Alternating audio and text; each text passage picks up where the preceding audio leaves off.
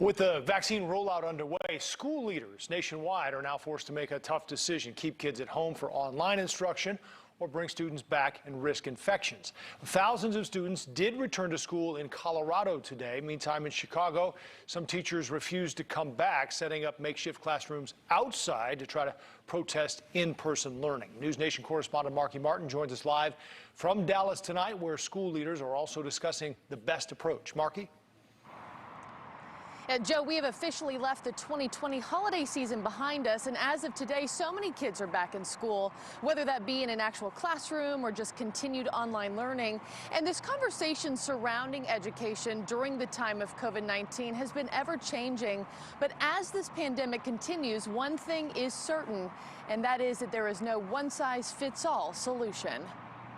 There you go, our new superintendent. How exciting is that? It's been almost a year since COVID disrupted the classroom. Many teachers and students educating and learning virtually since March. It was very much survive, not quite thriving. It's hard to learn math online, so I've really had to scale back what I've been doing and figuring out what works for students. With the new year comes the third abnormal semester, and heading back to the classroom following the holiday season is being met with controversy. I know I have made some parents mad, but I stand by what I said.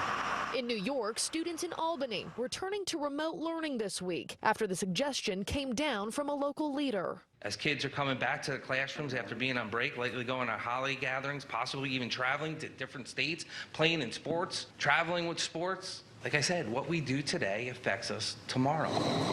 Parents in Portland, Oregon, marching to reopen schools, holding a moment of silence for the students across America who have committed suicide during COVID closures. If you have a plant needs water, it needs sunlight, it needs probably some fertilizer here and there.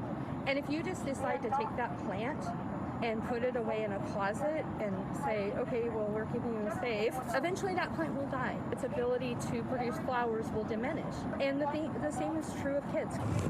Just across town from that same vigil, parents protesting in-person learning, upset that Oregon Governor Kate Brown left it in the hands of individual districts to decide how to operate. A vaccine is in sight. If we can be patient, then we can beat this. My name is Sarah Chambers. In Chicago, backlash erupting on social media after teacher Sarah Chambers, who is also on the executive board for the Chicago Teachers Union, posted poolside on Instagram, seen vacationing in Puerto Rico after months of pushing teachers to refuse returning to the classroom. Chambers has since deleted her account and remained silent.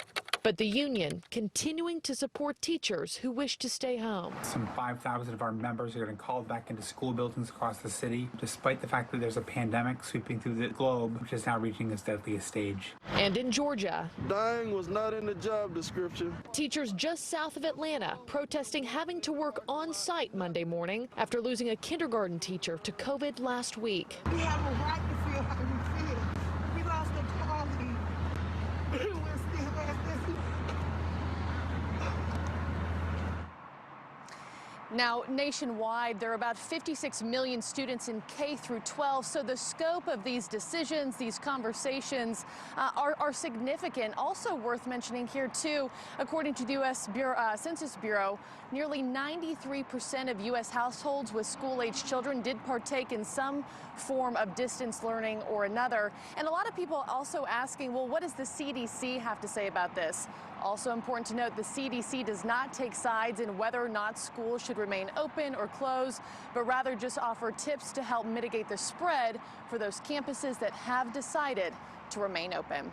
Reporting live in Dallas tonight, Marky Martin, NewsNation.